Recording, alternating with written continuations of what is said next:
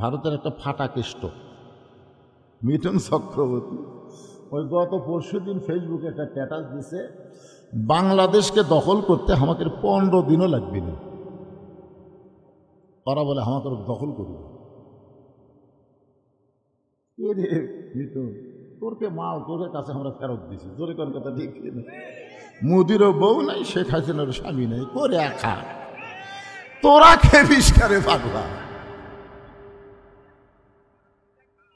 চিন্তা করে দেখেন খেপে লাভ আছে? তোকে মাল তোর দিয়েই দিছি, তো লিয়া থাক। এর মধ্যে মারাত্মক একটা কাহিনী আছে। সে কাহিনী হলো শেখ হাসিনা ভারতকে বাংলাদেশ দিবার চাইছিল, বুঝলেন? দিবার চাইয়া 15 বছর বিনা ভোটে ক্ষমতাটা ছিল, তোর এখন ঠিক কিনা? কিন্তু দোয়া ইউনুস কাম সারছে পারে। ভারত মনে করছে আমরা বন্ধ করে দেবো, বাংলাদেশ না খেয়ে থাকি, দে বন্ধ করে দিয়ে এখন আবার খুলবার চাই। আমরা বুড়া লোক দেখাচ্ছি, তোরকে পেঁয়াজের কোনো স্বাদই নাই রে, তোরকে আলু খালি পানি শেয়ার, তোর এখন কথা ঠিক কিনা? তোরকে চিনি 10 চামচ দিলেও চা মিষ্টি হয় নাই। এখন ভারতেরা বলতেছে বাংলাদেশের লোকেরা আমাকে না নিলে আমরা না খেয়ে মরা থাকবো। মর শালারা, মালওয়ানের বাচ্চা। কারণ আমরা বিশ্বাস করি, আমরা আল্লাহর ইবাদত করি, রিজিকের ফয়সালা আল্লাহ করে। জোরে কোন কথা ঠিক? আমা মিন দাব্বাতিন ফিল আরদি ইল্লা আলাল্লাহি রিজকুহা। কিন্তু বর্তমানে অ্যাঙ্গেলের দিন শেষ, ডাইরেক্টের বাংলাদেশ। জোরে কোন কথা ঠিক না? আর কোনো কথা অ্যাঙ্গেলে হবে না, যা হবি ডাইরেক্ট। ওই থানার পুলিশের গাড়ি দেখলেও টেনশন নাই। আওয়ামী লীগ যদি আশেপাশে ঢুকে মারা থাকে, কোনো টেনশন নাই। কথা হবে কোরআন থেকে, কুল জাল হক ওয়া যাহাকাল বাতিল ইন্নাল বাতিলা কানা যাহুকা। আল্লাহর প্রশংসা করার কারণ হলো ভাগ্য করে আমরা এমন একটা নবী পাইছি, যেই নবী আমাদেরকে বাহিরে রাইকা ভিতরে ঢুকবে না। আমাদেরকে বেড়াত হইয়া নবী ভিতরে ঢুকবেই না। ঢুকছিল লাইলাতুল মেরাজে। আমাদের নবী আমাদেরকে বেড়াত হইয়া লাইলাতুল মেরাজে জান্নাতের মধ্যে ঢুকছিল। তো ফেরেশতা জিবরাইল বলতেছে, ইয়া রাসূলুল্লাহ, আপনি যদি বার না হন আল্লাহ আপনাকে বার করে দিবে না। কারণ জান্নাতের একটা শর্ত আছে, আছে না নাই? কি শর্ত? সালামুন আলাইকুম তিবতুম ফাদখুলুহা খালিদিন। কেউ যদি একবার জান্নাতে প্রবেশ করে, আল্লাহ বলেছেন চিরস্থায়ীভাবে আমি আল্লাহ তাকে জান্নাত দিয়ে দিব। তো নবী তো জান্নাতের মধ্যে ঢুকছে, আল্লাহ তোরা বার করে দিবে না। জিবরাইল বলে, হুজুর আপনি আর বাহিরে যান না, কারণ দুনিয়া বড় কষ্টের জায়গা। যেই বছর নবী মেরাজ করেছেন, ওই বছর নবীর জীবনে 3টা কষ্ট। ধরে কোন কয়টা? 1 নম্বর কষ্ট হলো নবীর চাচা আবু তালেব মারা গেলেন। 2 নম্বর কষ্ট দরদের বিবি খাদিজা মারা গেলেন। 3 নম্বর কষ্ট হলো তায়েফের ময়দানে গিয়া কলেমার দাওয়াত দিয়া নবী রক্তাক্ত হলে। এবার কলেমার দাওয়াত দিয়া টুঙ্গি তো রক্তাক্ত হচ্ছে, টুঙ্গি রক্তাক্ত হয়নি? 4 জন মারেই ফেলিস। কিসের দাওয়াত? কলেমার দাওয়াত। টুঙ্গি দখল, কলেমার দাওয়াত না, টুঙ্গি দখল। ওলামা গ্রুপ আছে একটা, আছে না নাই? আমরা যারা মুসলমান নিজের ইমান আমলকে যদি সহি করতে চাই, তো আলেমদের সাথে থাকা লাগবে। জোরে কোন ঠিক কিনা? এই জাহেলদের সাথে থাকা যাবে না। বাংলাদেশের তাবলিগে যারা আলেম ওলামা, আমরা তাদের সাথে। কথা বলেন ঠিক কে? কথা বলেন। এই জাহেলদের সাথে না। আরে কলেমার দাওয়াত দিবার যে নবী রক্তাক্ত হলেন, সেই বছরে আল্লাহ তাআলা নবীকে আরশে নিয়ে গেলেন। নবীকে আল্লাহ জান্নাত দেখার সুযোগ দিলেন। আর এই সুযোগে জিবরাইল বলতে যে, হুজুর আপনি যদি বার না হন, আল্লাহ আপনাকে বার করে দিবে না। সঙ্গে সঙ্গে নবী বললেন, জিবরাইল যেই কথা একবার বলেছ এই কথার দ্বিতীয়বার বলতে পারবা না। ফেরেশতা জিবরাইল চমকে গেল, এত ঠান্ডা নবী কেন গরম হলো? সুবহানাল্লাহ। আমাদের নবী কি গরম না ঠান্ডা? এত ঠান্ডা। যারা তাকে পাথর মারা রক্তাক্ত করলো তাদের জন্য নবী আবার হাত তুলে দোয়া করতেছে, আল্লাহ তাইফবাসীকে হেদায়েত দাও, আল্লাহ তাইফবাসীকে হেদায়েত দাও আল্লাহ। যায়েদ বলে, হুজুর আপনি মানুষ, যারা আপনাকে পাথর মাইরা রক্তাক্ত করলো আপনি তাদের জন্য হেদায়েত চান? আল্লাহর নবী বললেন, যায়েদ আমি নবী ধ্বংসের নবী না, আমি নবী হলাম মানুষকে অন্ধকার থেকে আলোর দিকে নিয়ে যাওয়ার জন্যে। এই সময় আল্লাহ তাআলা নবীর উপর একটা আয়াত নাযিল করলেন। রক্ত ঝরতেছে, যারা মারছে তাদের হেদায়েতের জন্য দোয়া করতেছে, আল্লাহ খুশি হয়ে একটা আয়াত নাযিল করলেন। আয়াতটা হলো, ওমা আরসালনাকা ইল্লা রাহমাতাল লিল আলামিন। নবী বললেন, জিবরাইল আল্লাহ যদি আমাকে বলতো জান্নাতে থাকার জন্য ঢোকেন, আমি নবী জান্নাতে ঢুকতামই না। আমি নবী আমার জন্য নয়, আমি নবী হলাম আমার উম্মতের জন্যে। আমি সেই দিন জান্নাতে থাকার জন্য ঢুকব যেদিন আল্লাহ আমার সমস্ত উম্মতকে জান্নাত দিয়া দিবে। এখন আপনাদের কাছে আমার প্রশ্ন হলো, যেই নবী জান্নাতে যায়া আমাদের কথা ভোলে না, আমরা সেই নবীকে ভুলব? আমাদের নবী কিন্তু খালি নবী না।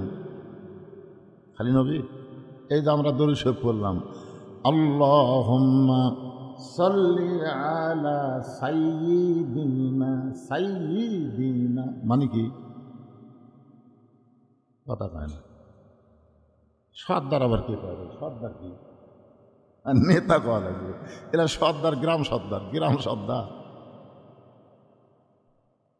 হোসেন রাদিয়াল্লাহ যখন বসেছিলেন, হোসেন রাদিয়াল্লাহ, তখন ইয়াজিদের কিছু লোক এসে হোসেন রাদিয়াল্লাহকে বললেন, বাবা হোসাইন খামাখা গন্ডগোল করে লাভ কি? দেখেন কথার সাইজ দেখেন, খামাখা গন্ডগোল করে কি লাভ?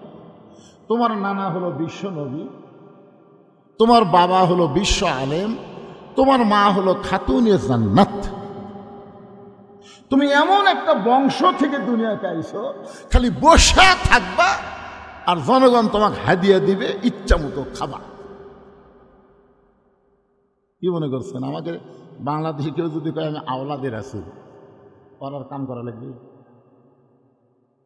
মাঝে মাঝে দুই একটা আসে না আওলাদের রাসূল, হাতের মধ্যে খালি পেকার মুড়ে দিয়ে দেবে আওলাদের রাসূল। কি 1400 বছর পরে কেউ যদি বলে আমি নবীর বংশ, ওরে বাবা রে!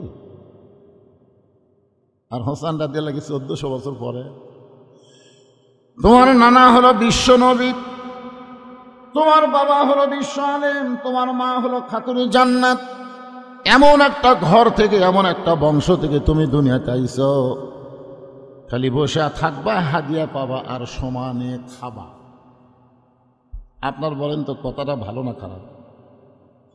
খারাপ কেন হলো? খুব ভালো কথা না? আপনার বলেন তো মুসলমান বসে থাকার যায়? ইমানের দাবি যদি কুরবানি হয়, সেই দাবি ঘরে বসে থাকা নয়। 15.5 বছর আমরা বসে আসলাম, দেখে হাসিনা যা ইচ্ছা তাই করছে। জোরে কোন কথা ঠিক কেউ ভার হয় না, বাবা রে পুলিশ ধরবি রে। পুলিশ ধরার চিন্তা আমরা করেছি, কিন্তু আজরাইল ধরার চিন্তা কিন্তু আমরা করিনি।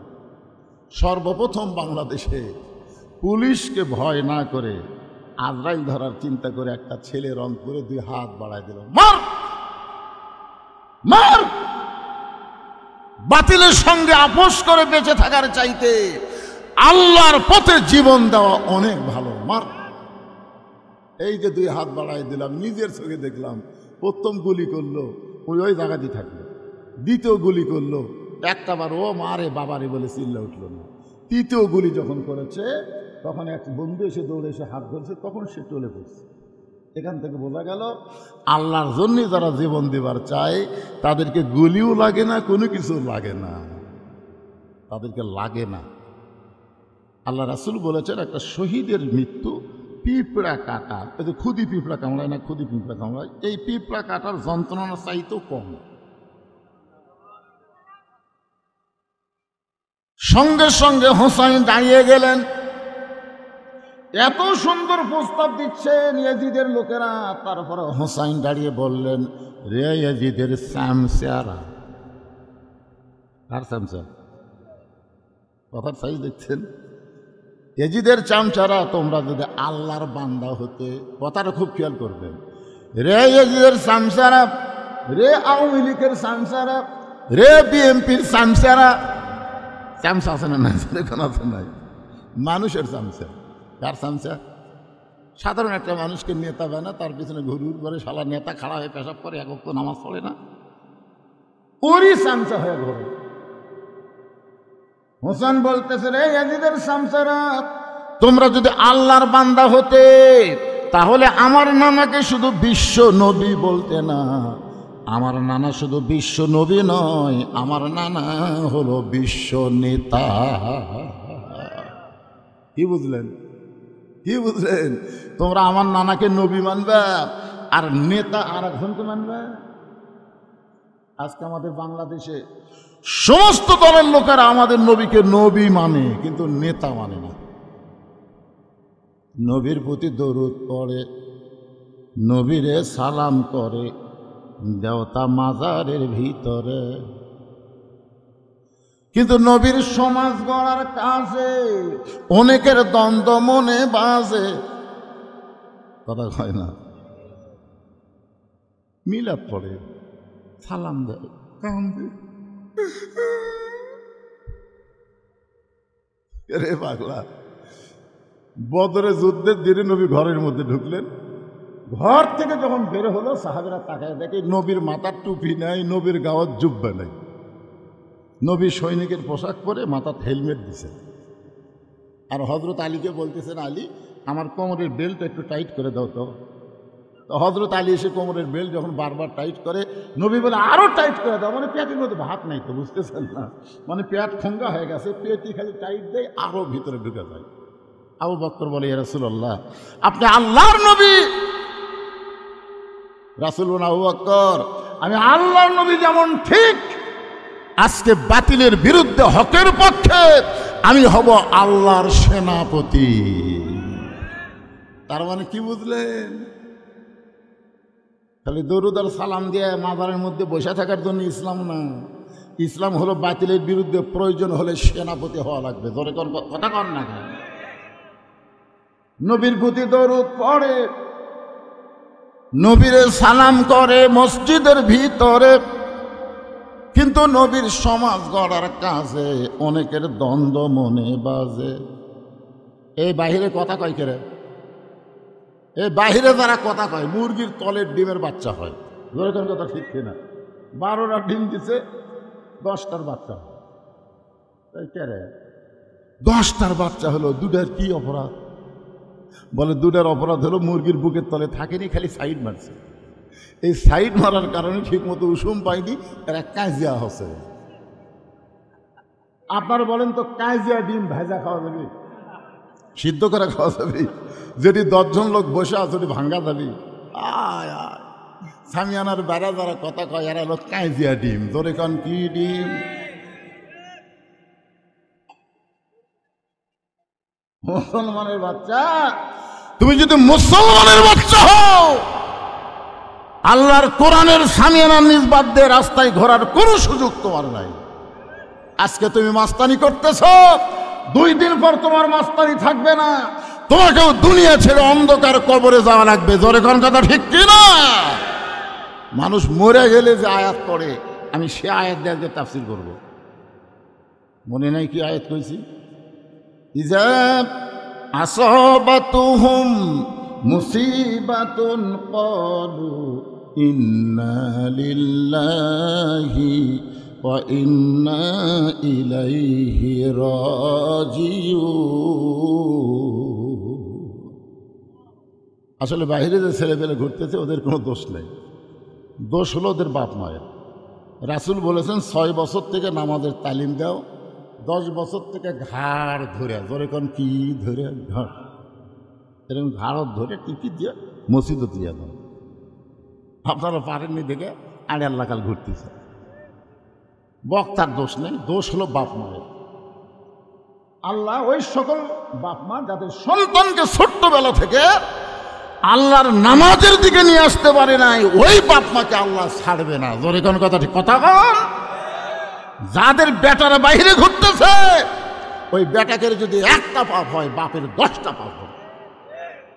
দেখেন তো কার বেটারা ঘুরতেছে, দেখেন তো। আর যদি বাইরে ঘরে ঘরো, কোনো সাউন্ড করা চলবে না। সর্বনাশ, কি কথা রে। বদরশিদ ওয়াজ করবে রাচ্ছে, বাইরে পেট পেট করতেছ। 2 ঘন্টা লাগবে না আল্লাহ জবান বন্ধ করে দিতে। জোরে কোন কথা, ঠিক কিনা? এই জবান আল্লাহ দিয়েছে, কেড়ে দিতে 2 ঘন্টা লাগবে না। একটু জিকির করেন, আয় আয় বাবা আয়, ভিতরে আয়, ময়নারা ভিতরে আয়। গেলাইনি বাদান, কেবল শুরু করছে, আয় শোনো এই দাঁত দেব। সবাই একটু জিকির, ওরা সব চলে আসবে। যে দাঁত কি মারছে আরো থাকে বেড়া, আয় আয় বস। লা ইলাহা ইল্লাল্লাহ, জোরে লা ইলাহা ইল্লাল্লাহ, লা ইলাহা ইল্লাল্লাহ, লা ইলাহা ইল্লাল্লাহ, লা ইলাহা ইল্লাল্লাহ, লা ইলাহা, লা ইলাহা ইল্লাল্লাহু মুহাম্মাদুর রাসূলুল্লাহ সাল্লাল্লাহু আলাইহি ওয়াসাল্লাম। রেজিদের সামসারা, তোমরা যদি আল্লাহর বান্দা হতে, তাহলে আমার বাবাকে শুধু বিশ্ব আলেম বলতে না, আমার বাবা হলো বিশ্ববীর। এজিদের চামচারা কি কয়, তোমার নানা হলো বিশ্ব নবী, তোমার বাবা হলো বিশ্ব আলেম। দেখেন এরা কিন্তু একটা কথা একটা বাদ দিতে, বিশ্ব নবী কথা কিন্তু বিশ্ব নেতা বাদ দিছে, বিশ্ব আলেম কথা কিন্তু বিশ্ব বীর বাদ দিছে। হোসেন বলে, রে এজিদের চামচারা, আমার মা শুধু খাতুনে জান্নাত নয়, আমার মা হলো ফাতেমা তো জোহরা। আপনারা দেখেন তো কি ক্যাপাসিটি করছে। হুজুর আপনি খুবই ভালো মানুষ, হুজুর হুজুর আপনার মতন ভালো মানুষ আমাকে এলাকার কেউ নেই। আপনি মসজিদের যান, আপনি মসজিদের যান হুজুর, মসজিদের আপনি ইমাম, মসজিদের আপনি খাদেম, আপনি সবসময় মসজিদের থাকবেন, যা লাগে আমরা বাইরে থেকে আপনাকে সাপ্লাই দেবো, আপনি যেন বাড়ান না। হুজুর এখন মসজিদের মধ্যে আল্লাহ আল্লাহ করে, আর শয়তানরা গোটা সমাজ দখল করে নিচ্ছে। বলে কথাটা কি সিটারি ভাবে, কি হোসেন বুঝাই দিল, আমার নানা যদি শুধু বিশ্ব নবী হইতো, তাহলে গভীর রাত্রে মক্কার 37 জন নেতা আমার নানার বাড়ির চারিধার কেন ঘেরাও করলো? মক্কার 37 জন নেতা, ধরে কোন কয়জন নেতা?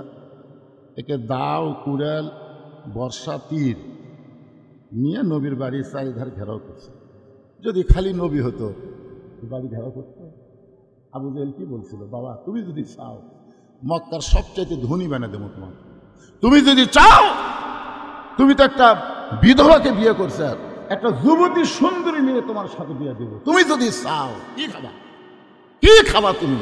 তোমাকে বার হওয়া লাগবে না, খালি বসে থাকবা আর খাবা, আর এই কোরআন শরীফটা তুমি ঘরের মধ্যে খালি পড়বা, আমরা বাইরে দিয়ে শুনবো, তুমি খালি পড়ে যাবা, এই কোরআন লিয়ে যান, বাইরে যায় না। কারণ জানে কোরআন মসজিদের মধ্যে থাকলে, মাদ্রাসার মধ্যে থাকলে আবু জেহেলের কোনো অসুবিধা নেই।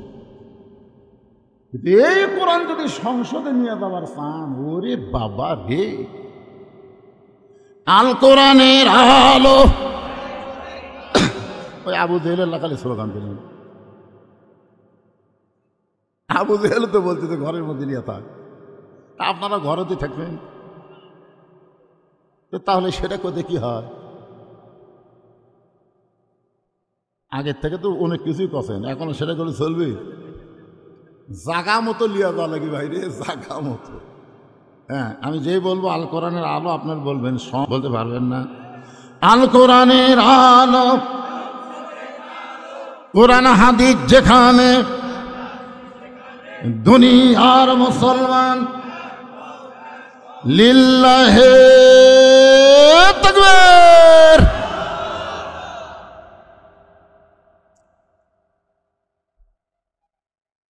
এখন 37 জন নেতা নবীর বাড়ির চারিধার ঘেরাও করছে, কি জন্যে?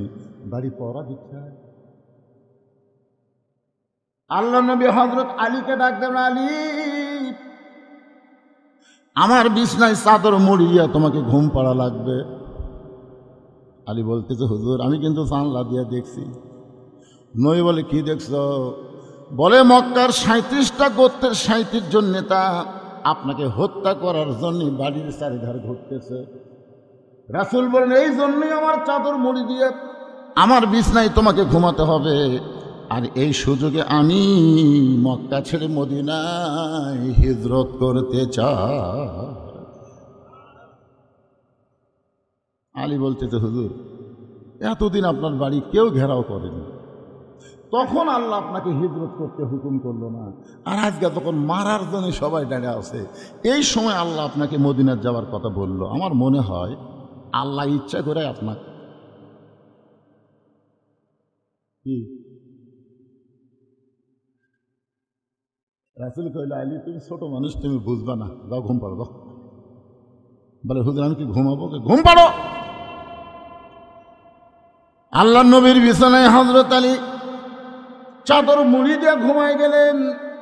নবী দরজা খুলে তাকায় দেখে 37 জন নেতা অস্ত্র নিয়ে দাঁড়ায় আছে। নবী বলেন, আল্লাহ এরা অস্ত্র নিয়ে আমাকে হত্যা করার জন্য বাড়ির চারিধারে ঘেরাও করেছে, আমি কি করব? আল্লাহ বলতেছেন, নবী গো, الذي خلق الموت والحياة ليبلوكم أيكم أحسن عملا وهو العزيز الغفور। মৃত্যু এবং হায়াতের মালিককে। কোরআনের 3টা আয়াত পড়ে এক মুষ্টি বাড়ির মধ্যে ফুঁক দেন। অনুনাজ্জিলু মিনাল কোরআনি মা হুয়া শিফাউ ওয়া রাহমাতুল লিল মুমিনিন। সব সমস্যার সমাধান, সবাই বলবেন এ কোরআনের মধ্যে পাওয়ার আছে না নাই? তার সবাই বলবেন সব সমস্যার সমাধান দিতে পারে আল কোরআন। সব সমস্যার সমাধান আল্লাহর হুকুমে নবী আসমানের দিকে বালু ছিটাই দিলেন। 37 জন নেতার চোখের মধ্যে আল্লাহ বালু ঢুকাই দিল। ওর হাতত তীর আছে, বর্ষা আছে, দাও আছে, কুড়াল আছে। বালু যদি চোখ ঢোকে, কুড়াল আর হাতত থাকে, সব ফেলা দিয়ে চোখ ঢলতেছে। ইতিমধ্যে রাসূল কয়, আল্লাহ এখন তো ওরকে অস্ত্র দেই, ওরকে সাইজ করা যাবে, কারণ এরা তো অস্ত্র ফেলে দেয় যে আরে চোখ ঢলতেছে। এই সুযোগে যদি আবু জেহেলের কাছে বসে দেয়। আল্লাহ বললেন, না এখন না, সময় মতো মার হবি। 24 সালের 5 আগস্টে মার হবি। কথা ঠিক না? এখন না, সময় মতো। কম হিজরত করিনি ভাই রে। সিরাজগঞ্জ থেকে গাড়ি ছাড়ছি, বউ আমারে মোবাইল করে কয়, এখন কোথায় আছেন? বলি রোডে। বাড়ির যান, আসেন না, হিজরত করেন। বাড়িতে আসেন না, হিজরত করেন।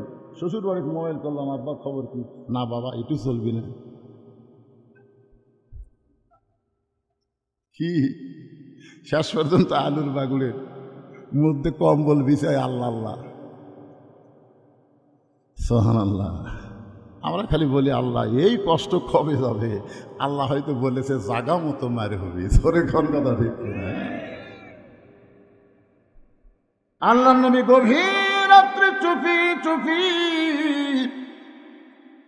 আবু বকরের বাড়ির দরজায়, নেতা যেমন কর্মীও তেমন, শুধুমাত্র দরজায় ঠোকা মারছে, সঙ্গে সঙ্গে দরজা খুলে গেছে। রাসূল বলে, আবু বকর এই গভীর রাত্রে তোমার বাড়িতে আসতেছি, তুমি কি জানতো বাবা? আবু বকর বলে, রাসূলুল্লাহ, কয়েক মাস আগে আপনি বলেছিলেন একদিন গভীর রাত্রে মক্কা ছেড়ে মদিনায় হিজরত করা লাগবে। সেদিন থেকে আজ পর্যন্ত কোনো রাত্রিবেলা ঘুমাইনি, বরং সারা রাত দরজায় দাঁড়িয়ে থাকি। রাসূল বললেন, চলো যাই। সঙ্গে সঙ্গে আবু বকর নবীর সঙ্গে রওনা দেয়। রাসূল বলে, আবু বকর, একটা বার কি বাড়ির মধ্যে যাবা না? তোমার বিবি বাচ্চার কাছে কি কিছু বলবা না? আবু বকর বলে, নবী গো, যেদিন থেকে আল্লাহ নবীর মালা গলায় পরেছি সেদিন থেকে দুনিয়ার সব কিছু ভুলেছি। নবীর সঙ্গে সঙ্গে আবু বকর যায় মক্কা থেকে মদিনার উত্তর দিকে, কিন্তু নবী যাচ্ছেন পূর্ব দিকে। আবু বকর বলে, ইয়া রাসূলুল্লাহ, আপনি মনে হয় রাস্তা ভুল করেছেন হুজুর, উত্তর দিকে মদিনা, সেদিকে না গিয়ে কেন পূর্ব দিকে?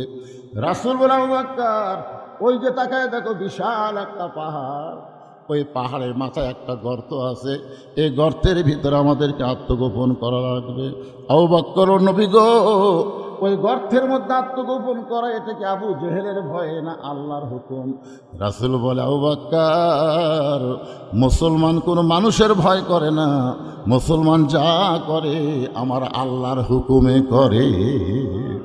15.5 বছর আলুর বাগুনের মধ্যে অন্য জায়গায় যারা লুকায় লুকায়া নবীর সুন্নত আমল করেছে, এই সুন্নতটা হলো গারে সুরের সুন্নাত। আবু বকরকে নিয়ে নবী সারা রাত, সকাল হয়ে গেছে। হোসেন বলতেছে, রে এজিদের চামচারা, আমার নানা শুধু বিশ্ব নবী নয়, আমার নানা যে বিশ্ব নেতা। যদি বিশ্ব নবী হতো আবু জেহেলেরা কিছুই বলতো না, কিন্তু নেতা হবার গেছে দেখে তো ওরা মনে করছে এই আব্দুল্লাহ বেটা যদি নেতা হয় তাহলে আমাকে রে। এই জন্যই তো আজকে আপনারা কোরআন নিয়ে যদি বাংলাদেশকে আবাদ করতে চান, কোরআনের শাসন চান, তাহলে আবু জেহেল মার্কার নেতা যারা বাংলাদেশে আছে তারা সব সময় আপনাদের বিরুদ্ধচারণ করবে। জোরে কোন কথা ঠিক কিনা কথা বলেন? সকালবেলা হয়ে গেছে, আবু জেহেল কয়, যে পড়া দিলাম বাড়ি, আমাদের ভয়ে বাড়ায়নি রে, আমাদের ভয় বাড়ায়নি। আবু সুফিয়ান বলতেছে, তাহলে কি করবেন, ফেরত যাবেন? না না, এরকম 37টা গোত্রের লোক আবার এক হওয়া যাবি? আমরা ঐক্য জোট করছি যে আজকেই ফয়সলা করা যাবে। তাহলে কি করবেন? বলে, দরজা ভাঙ্গা ভিতরে ঢুকবো। আবু জেহেলের নেতৃত্বে 37 জন নেতা আল্লাহ নবীর ঘরে দরজা ভাঙ্গা ভিতরে তাকায় দেখে ওড়ে তামানে চাদর দিয়া ঘুম পাড়তিছে।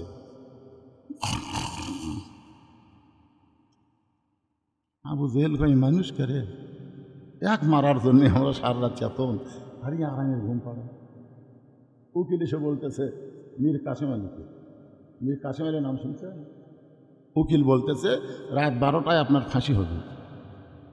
বলে, এখন কয়টা বাজে? বলে, রাত 9:30। 2.5 ঘন্টা? তাহলে আমি 2 ঘন্টা ঘুম পারি ভাই। উকিল কয়, পাগলা নাকি, রাত 12টায় ফাঁসি হবে আর 2 ঘন্টা ঘুম পাড়বেন? আপনার ফাঁসির চিন্তা হচ্ছে না? এই পাগল, যাওয়া তো লাগবে। এখন যে ভাবি হোক, আমরা দুনিয়াতে এসেছি থাকার জন্য, যাওয়া লাগবে। এই যাওয়াটাকে তো মেনে নেওয়াই ইমান। ধরে কোন কথা ঠিক কিনা? উকিল মনে করছে পাগলা হয়ে গেছে, এই মনে করে উকিল বাড়ি হয়ে গেছে। 2 ঘন্টা পর আসে দেখে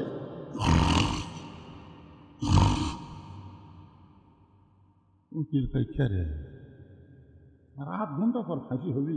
যে হারে ঘুম পাড়তেছে, এত চেতন করার দরকার। পায়ের বুড়ে আঙ্গুলে লড়াইছে, চেতন পায় বলতেছে, ভাই 12টা বাজছে। না স্যার, এখন 8 ঘন্টা আছে। তাহলে অজু করে 2 রাকাত নামাজ পড়ি। অজু করে 2 রাকাত নামাজ পড়ে সুন্দর যে পাঞ্জাবি সেটা গাওয়ার দিয়ে আতর টাতর লাগে, সুরমা লাগে, বুঝলেন, মাথার টুপি দিয়ে চুল সুন্দর করে হাসাচ্ছে, বলতেছে, ভাই চলো যাই। উকিল বলতেছে, আপনি কোথায় যাচ্ছেন? উকিল কান্দার বলে, স্যার আপনার ফাঁসি হবে। মীর কাসেম আলী মুচকি মুচকি হাসি আর বলে, ওয়ালা তাকুলু লিমান ইউকতালু ফি সাবিলিল্লাহি আমওয়াতুন বাল আহইয়াউ ওয়ালাকিন লা তাশউরুন। আল্লাহ রাস্তায় যাদেরকে অন্যায়ভাবে ফাঁসি দেওয়া হবে, আল্লাহ রাস্তায় যাদেরকে অন্যায়ভাবে হত্যা করা হবে, তোমরা তাদেরকে মৃত্যু বলো না, আমি আল্লাহ বলতেছি তারা জীবিত। এ কথা আমার না আল্লাহর। ধরে বলেন। আজকে বাংলাদেশে বহু ছেলের নাম আবু সাইদ রাখছে, বহু ছেলে। আমার গ্রামের এক ছেলের নাম রাখছে আবু সাইদ, কিন্তু আজ পর্যন্ত কোনো মেয়ের নাম কেউ হাসিনা হয়নি। অন্তত 50 বছর কোনো মেয়ের নাম কেউ ঘৃণা করে হাসিনা থবি না। তোর এখন কথা ঠিক কিনা? কিন্তু আবু সাইদ কেন রাখতেছে? কারণ আবু সাইদ মরেনি, আবু সাইদ অমর হয়ে গেছে। মীর কাসেম আলী হল ইসলামী ব্যাংকের প্রতিষ্ঠাতা, ইবনে সিনা হাসপাতালের প্রতিষ্ঠাতা, শিবিরের এক সময় বাংলাদেশের সেক্রেটারি ছিলেন, পরে জামাত ইসলামের মজলিস শুরার সদস্য ছিলেন। সেই মীর কাসেম আলীর কথা বলতেছি। এখন আবু জেহেল পাইকারি একে মারার জন্য আমরা সারা রাত পহরা দিলাম, আর এই বেটা আরামে ঘুম পাড়ায়, লাখের শব্দ, এর কি মরার ভয় নাই। আবু জেহেল একটা চামচা ছিল, নাম হলো উলিদ বিন মুগিরা। যারা বলেন নাম কি? উলিদ বিন মুগিরার হাতে একটা দোফালা বর্ষা ছিল, দুই দিকে ধার সোঁকা একটা বর্ষা ছিল। ওই বর্ষাটা আল্লাহ নবী মনে করে হযরত আলীকে মারবার চায়, চাদরের মধ্যে মনে করছে নবী ঘুম পাড়তেছে। এই মনে করে বর্ষাটা যখন মারতে চায়, আবু জেহেল হুমকি দিয়ে বলে, এ উলিদ বিন মুগিরা, ঘুমন্ত মানুষকে মারা জায়েজ নাই।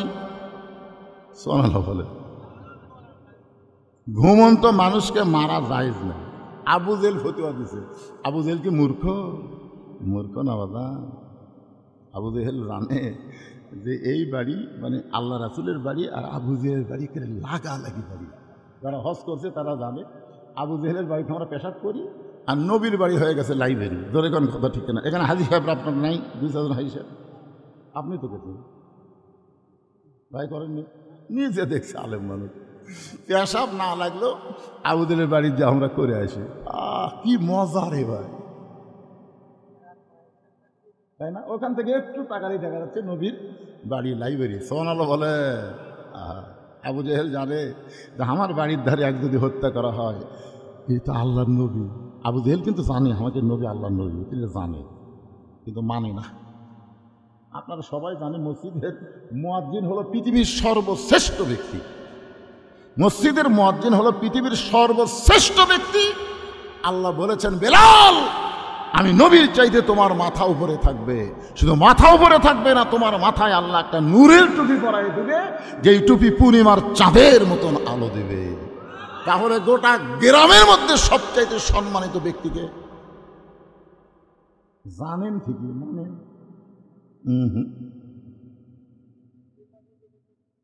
জানি ঠিকই, মানি না। কথা বলেন, জানি ঠিকই। একটু মনোযোগ দেবেন।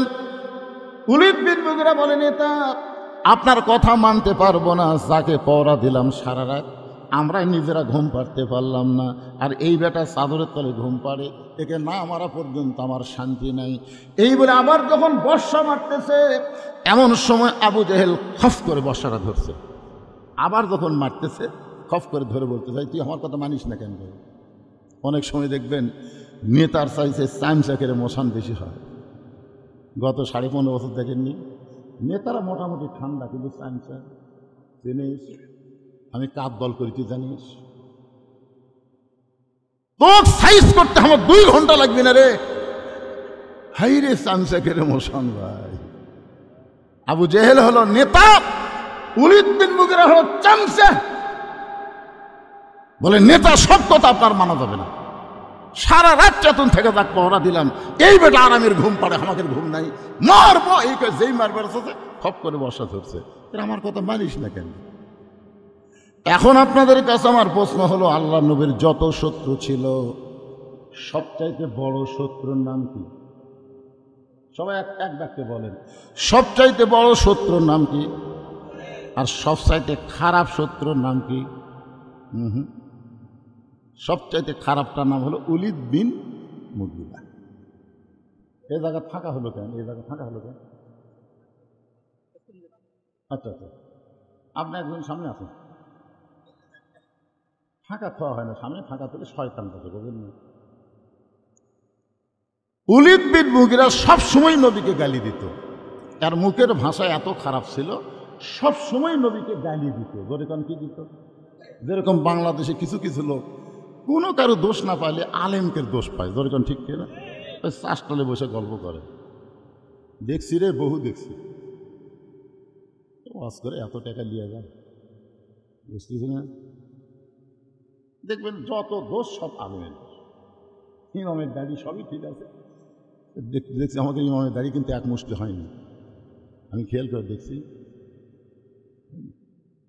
ইমাম যদি জোরে যায়, সামনে পাড়ার দাওয়াত পাশে হুজুর, তাছাড়া এত জোরে যাবে। যদি আসতে যায় বলে পিছনে পাড়ার কত্তায় খাওয়া খাসে হুজুর লড়বার পাচ্ছে না। আপনারা বলেন আলেমদের দোষ যারা ধরে এরা কে? নবীর সাহাবীদের নিয়ে আলোচনা করতেছে, এমন সময় ওলীদ বিন মুগীরা সাইড দিয়ে যাচ্ছে আর বলতেছে, ও মুসলমানের নবী, আপনি যদি এতই ভালো হবেন তাহলে জন্মের আগে আপনার বাপ মরল কেন? আপনারা বলেন তো, জন্মের আগে নবীর বাপ মরছে, এটা কি নবীর দোষ? কেউ যদি বলে হুজুর আপনি এতই ভালো বক্তা হবেন তাহলে কালো কেন? না না না, যদি কেউ কয় কি করবেন? শিশুকালে মইরা গেছে মা, গর্ভে থাকতে মরছে পিতা, নবী চোখে দেখলেন না। কে করিবে লালন পালন, কে দিবে সান্ত্বনা? এই দুনিয়ার বড় এতিম নবী ছিলেন একজনা। নবীর চোখ দিয়ে দর দর করে পানি পড়ছে। আল্লাহ বলে, হাবিব আপনার চোখের মধ্যে পানি। নবী বলেন, আল্লাহ জন্মের আগে আমার বাবা মরে গেছে, সেখানে আমার কি দোষ আছে? কিন্তু ওলীদ বিন মুগীরা এমন একটা কথা বলল, যে কথা শুনে আমার বড় কষ্ট হল। আল্লাহ বলে, হাবিব যে আপনারই কষ্ট দেয় সে আমি আল্লাহকেও কষ্ট দেয়।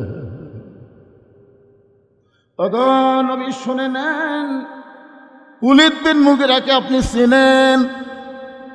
আল্লাহ নবী বলে, চিনব না কেন? সে হলো মুগীরার সন্তান ওলীদ। আল্লাহ বলে, হাবিব রে, দুনিয়ার সবাই জানে মুগীরার সন্তান ওলীদ, কিন্তু আজকে আপনি শুনে নেন, উতুল্লিম বাদা জালিকা জানিম, সে হলো জারত সন্তান। নবী বলে, আল্লাহ আমারই কষ্ট দিছে বলে আপনি ওর উপর রাগ করলেন? আল্লাহ বলেন, হাবিব কিয়ামত পর্যন্ত আপনি এবং আলেম ওলামাদেরকে যারা কষ্ট দিবে তারা সকলেই জারত সন্তান। ধরে বলেন কি সন্তান? এই হাসিনা হলো জারত সন্তান। ধরে কোন কি সন্তান? আল্লাহর ওলি আল্লামা সাইদ হুজুরকে বিনা দোষে 13 বছর জেলখানায় বন্দী করে হাসপাতালে হত্যা করেছে, এ কোনোদিন বৈধ সন্তান হতে পারে না। ধরে কোন কথা ঠিক কিনা?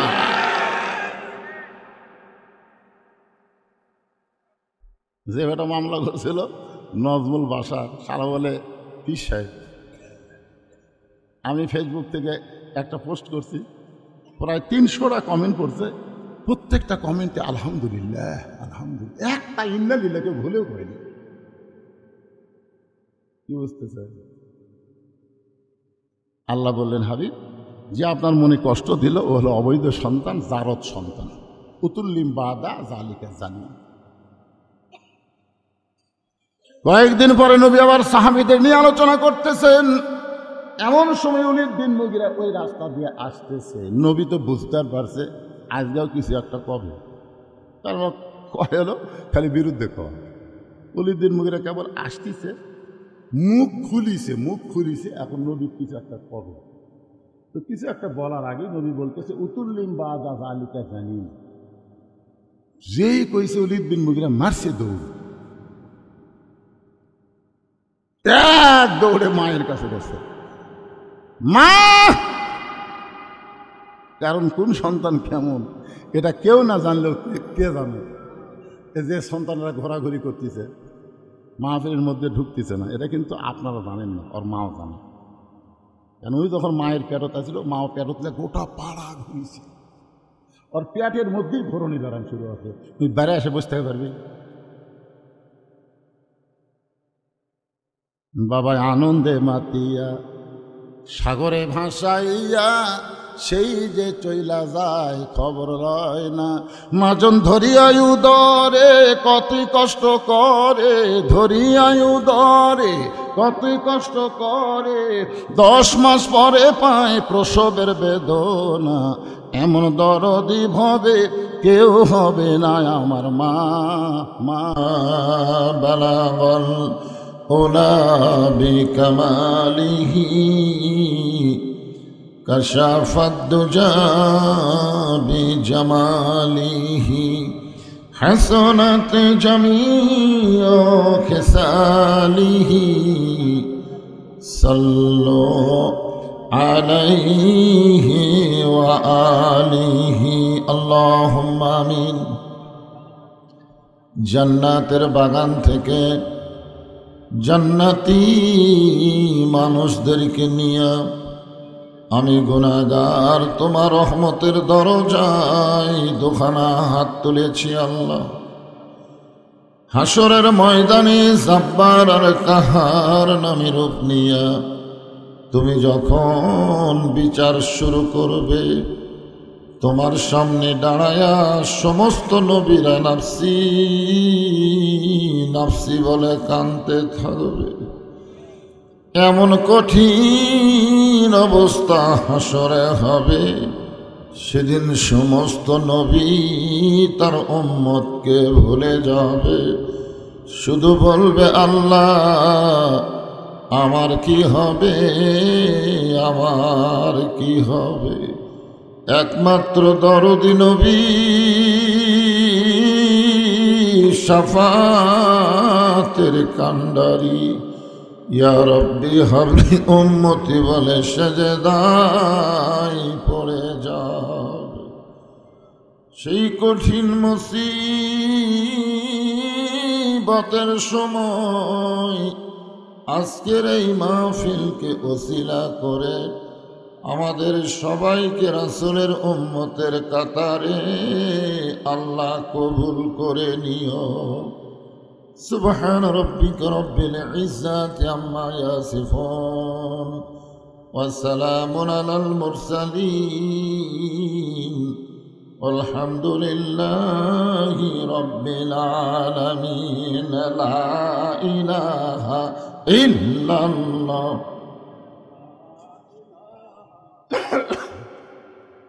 মাইকের ভলিউম একটু কমে দাও, ভম ভম করতেছে। লা ইলাহা ইল্লাল্লাহ লা ইলাহা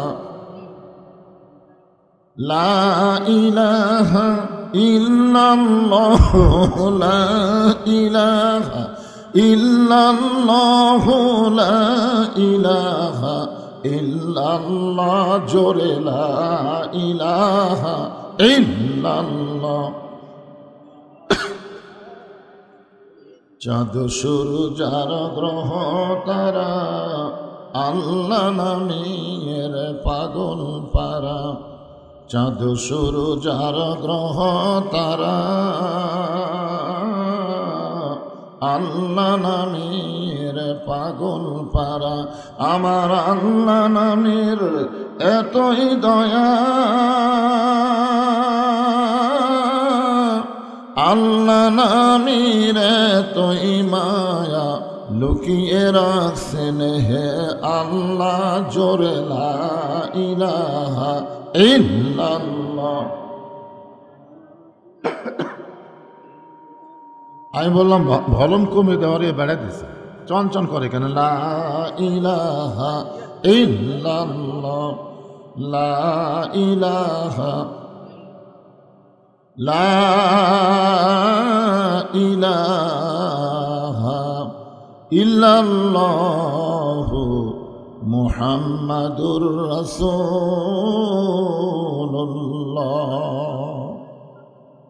রাসূলের মহব্বতে জবান খুলে সকলে বলি সাল্লাল্লাহু আলাইহি ওয়াসাল্লাম। ব্রিকঞ্চি নুরুল উলুম হাফেজি মাদ্রাসা এর উন্নয়ন কল্পে আজকের এই 29তম বিরাট ইসলামী জলসায় আল্লাহ তাআলা যিনাকে সম্মানিত সভাপতির আসনে কবুল করেছেন, জনাব মোহাম্মদ আকরাম হোসাইন সাহেব, অত্র মাদ্রাসার তিনি সম্মানিত সভাপতি।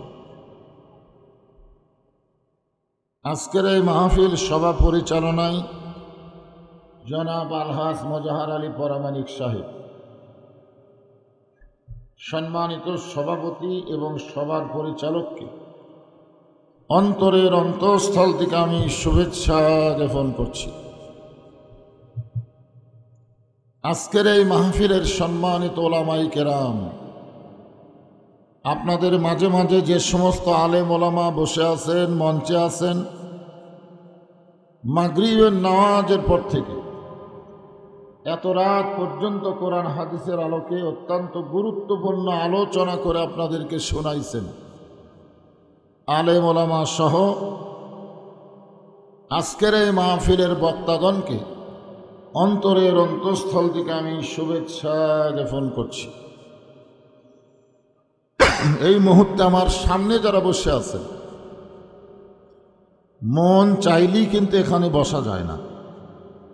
এখানে বসতে গেলে আল্লাহর দয়া লাগে। আল্লাহ কোরআনে বলেছেন, রহমতি ওয়াসিয়াত কুল্লা শাইইন ফাসাকতুবুহা লিল্লাযিনা ইয়াত্তাকুন। গোটা বিশ্বব্যাপী সব জায়গায় আল্লাহ রহমত বিরাজ করতেছে, কিন্তু রহমতের বাজেট সবার জন্য হয় না। রহমতের বাজেট শুধু তাদের জন্য হয় যাদের কলিজার মধ্যে আল্লাহর বেশি ভয়। মা সাবাকা মিন হাসানাতিন ফামিনাল্লাহ। বান্দা বান্দির দ্বারা যখন কোনো ভালো কাজ হয়, এ কাজ বান্দা বান্দি করে না, বরং আল্লাহ করায়। এখন আপনারা বলেন, এই মাহফিলে বসাটা ভালো কাজ না খারাপ কাজ? তাহলে এই ভালো কাজ কে করালেন? তাহলে আপনারা কি বিশ্বাস করেন যে এই মুহূর্তে আল্লাহ আপনাদের উপরে খুশি আছে? খুশি যদি না থাকতো, তাহলে আরামের বাড়ি, আরামের ঘুম, ল্যাব তোষকের মহব্বত কলিজা থেকে বের করে দিয়ে সামান্য চটের উপরে বসার তৌফিক দিতেন না। হাদিস শরীফ আছে, কোনো সামান্য সময়ের জন্যে আল্লাহ যদি কোনো বান্দা বান্দির উপর খুশি হয়, ওই বান্দা বান্দির জন্য আল্লাহ জাহান্নামকে হারাম করে দেন। এই হিসাবে আমার সামনে যারা বসে আছেন, আপনারা সকলেই হলেন জান্নাতি। এই দুই মোবাইল আলাই কি?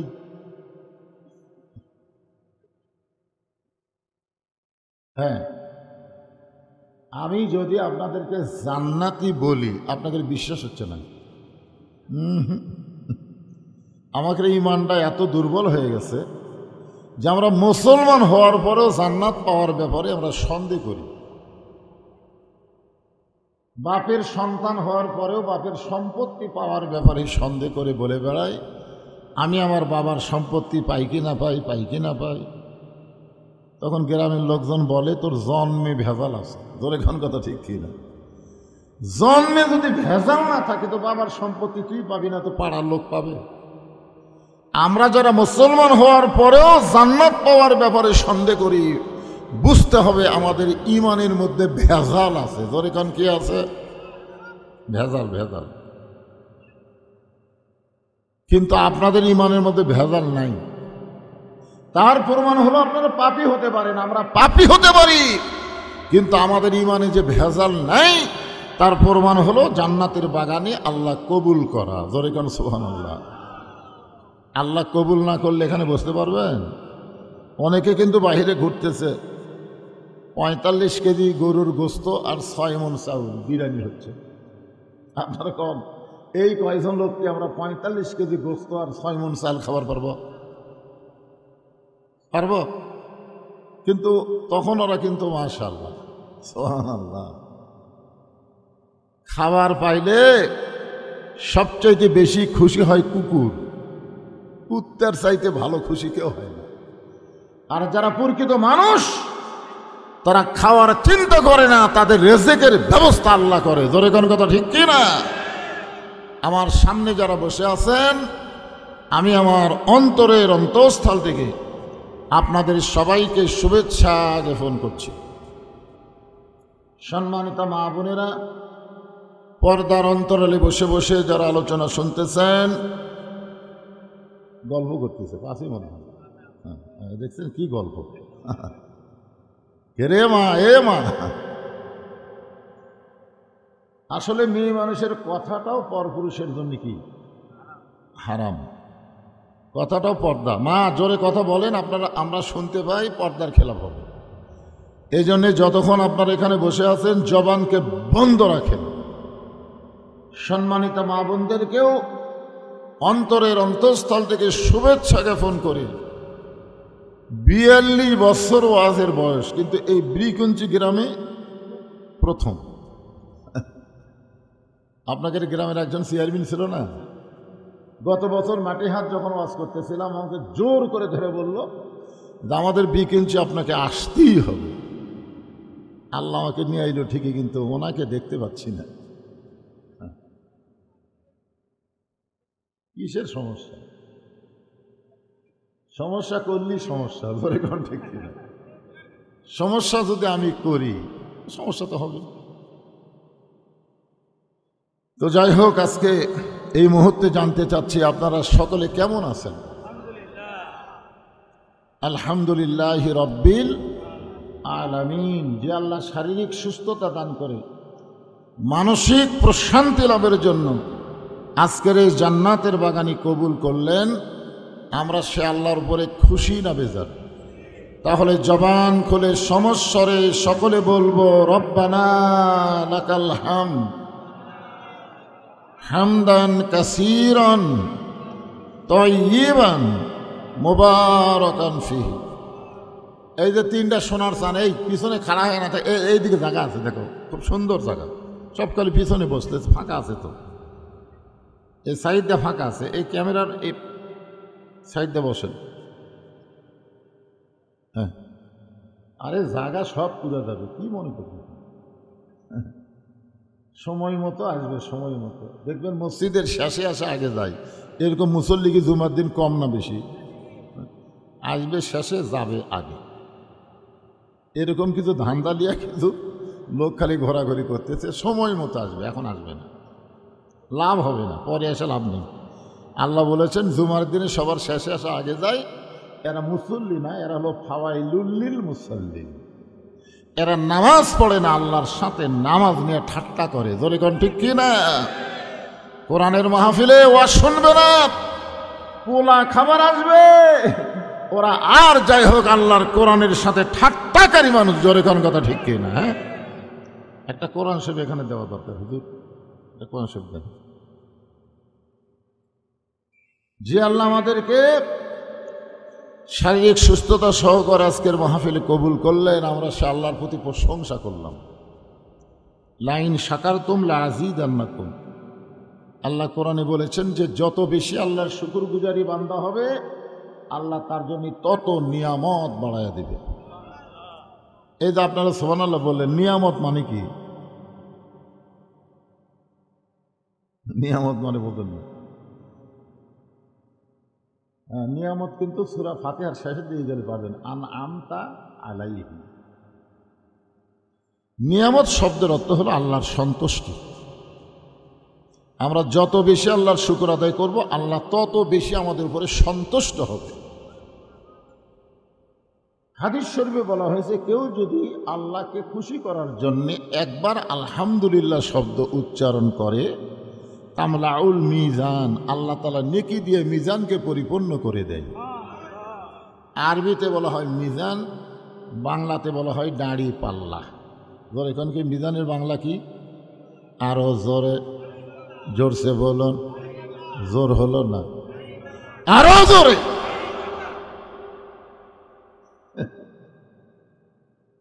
দাঁড়িপাল্লার মিছিল বহুদিন হলে বাংলাদেশে শোনা যাচ্ছে না, জোরে কোন কথা ঠিক কিনা? আগামীতে সব মার্কার দিন শেষ, দাঁড়িপাল্লার বাংলাদেশ ইনশাআল্লাহ। করবার চাচ্ছেন না? হাইকোর্ট থেকে দাঁড়িপাল্লা হাসিনা বাতিল করে দিলে কি হবে? আল্লাহর কোরআনের দাঁড়িপাল্লা কিয়ামত পর্যন্ত থাকবে, ঠিক কিনা বলেন? ওয়াল ওয়াজনা বিল কিস্তি ওয়ালা তুখসিরুল মিজান। সাহাবারা জিজ্ঞাসা করলেন, এ রাসূলুল্লাহ, এই মিজানটা কত বড়? আল্লাহর নবী বললেন, আসমান এবং জমিনের ফাঁকা জায়গার সমান।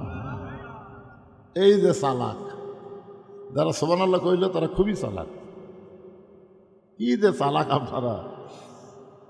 আপনারা বিকঞ্চির মাহফিলে বসে সুবহানাল্লাহ বললেন, আর আপনাদের নামে আল্লাহ গাছ লাগাইয়া দিল জান্নাতের বাগানে। কোথায় বসে আছেন আর গাছ লাগলো কোথায়? বিশ্বাসে মিলাই বস্তু, তর্কে বহুদূর। এইগুলো ব্যাপারে যেন কোনো তর্ক করেন না, এটা বিশ্বাস করতে হবে। এই সুবহানাল্লাহ বলার সাথে সাথে গাছ লাগলো জান্নাতের বাগানে। এখন আপনারা বলেন, আপনারা যদি দুনিয়া থেকেই যদি জান্নাতের বাগানে গাছ লাগান, তাহলে আপনারা জাহান্নামে যাবেন, এ কথা কে বলছে? হিসাব মিলান লাগবে না, হিসাব মিলান লাগবে না। আপনার বাগান হলো জান্নাতের বাগানে, আর আপনাকে আল্লাহ জাহান্নাম দিবে, এটা ভাবলেন কি করে? আল্লাহ রাসূল বলেছেন, তিনটা তসবিহ যার জবান দিয়ে অনায়াসে বের হয়, কোনো অলস